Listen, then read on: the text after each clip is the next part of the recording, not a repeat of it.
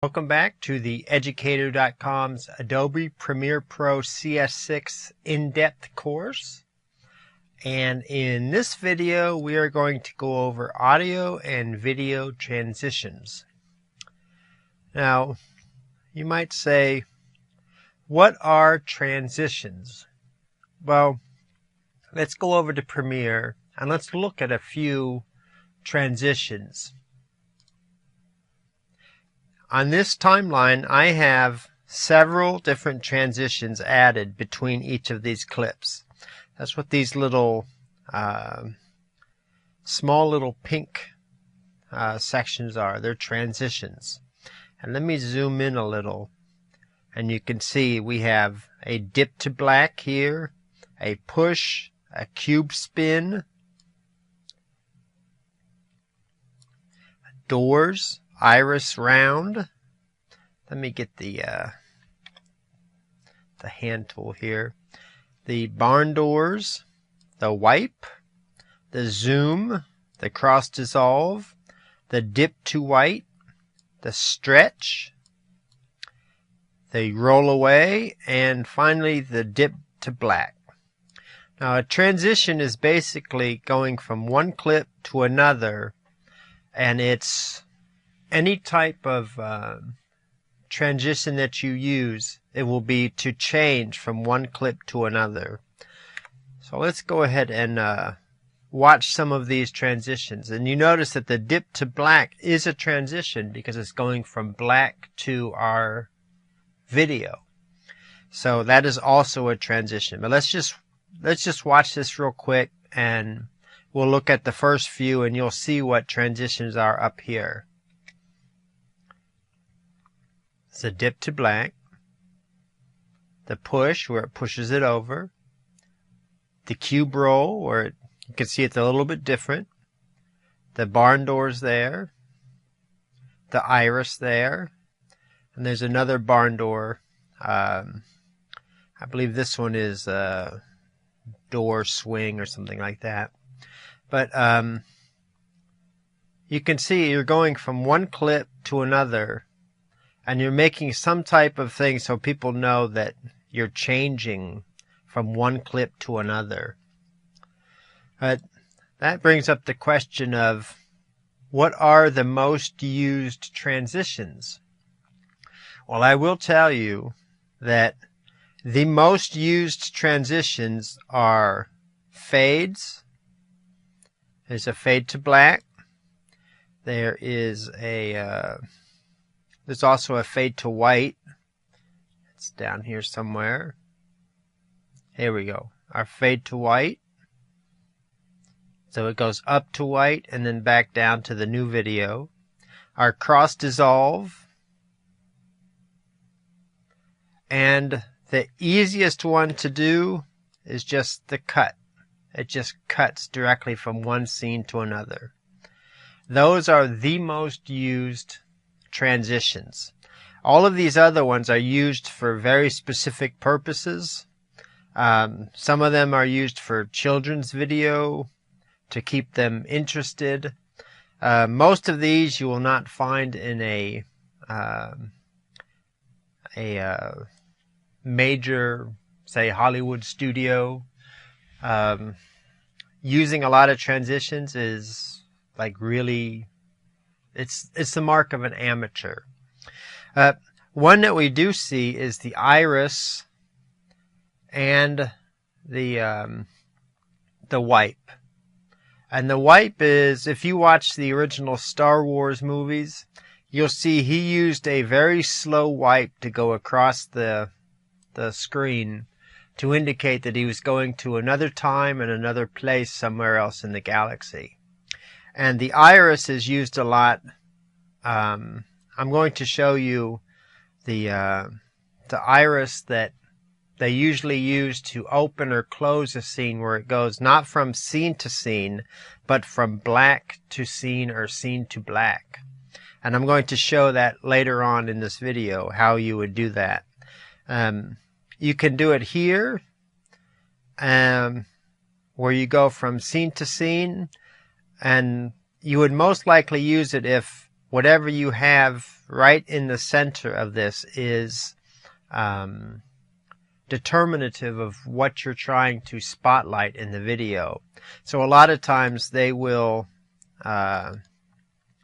take this the iris and they'll move it around to whatever it is that they're supposed to highlight on the video, and they can move it around to wherever they want to move it around. Like if you want to highlight this mustard down here, you can see that we want to just move it to where the we want to show the actual sources. We want to move it to where the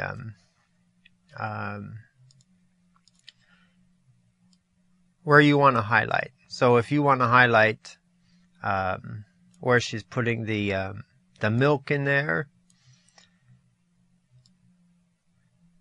you can see that it's highlighting just what you want to highlight. And that's something that it's one of the transitions, but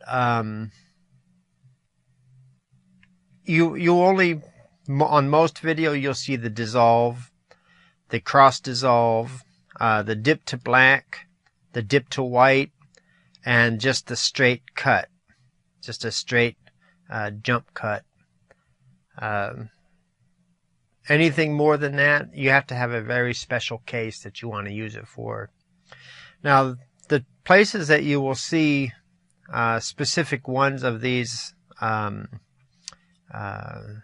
transitions, the dip to black, you'll usually see it at the beginning or the ending of a scene. It gradually brings the viewer into or out of the scene.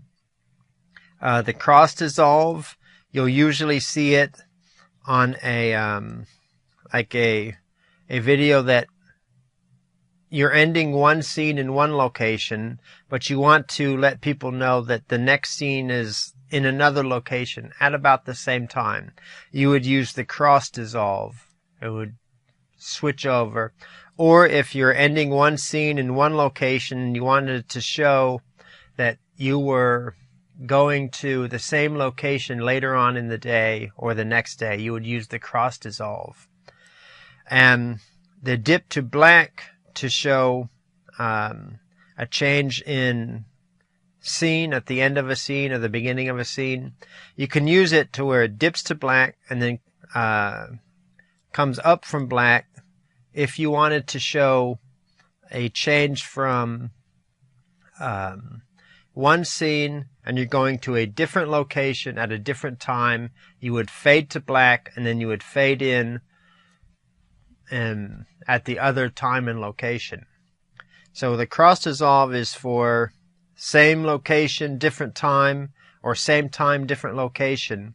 And then the fade to black or the fade to white. The fade to white is usually used for, say, going from one scene to a dream sequence and then back out of the dream sequence.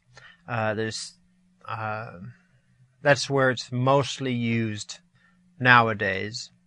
And the jump cut is mostly used just in a scene between 2 points in a scene, and you're not changing location or time. You're just cutting back and forth between, say, two people speaking to each other. So those are the most used transitions. You can use these other ones if you have a very specific reason, like George Lucas wanted to have a very slow wipe to show that instead of fading to black and then fading out, he wanted to just have it as if you're transversing across space during this wipe. So he would have a very long wipe that would last about, I think it was like 4 or 5 seconds. Transitions default in Premiere to 1 second. Let me see whether the video transition defaults 30 frames. So since I'm working on,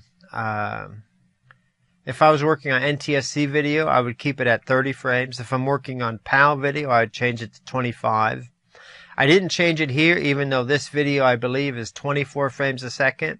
So this would be just about 1 1/6 seconds, because it's 30 frames. This goes by frames. And you'll notice the audio transition goes by seconds. So it defaults to 1 second. And the still image, you'll notice here, it defaults to 150 frames. So video transitions and still images, they default to frames, and the audio transition defaults to seconds. So if you change this here, any new transition you put in will default to your new value. It won't go through and change transitions that you've already put on the timeline, because it doesn't know if you alter the length of time or not, and it doesn't want to move everything around for you. But it will, if you change one of these, from then on, anything that you import in the case of images, or place in the case of transitions, will default to whatever you change this to.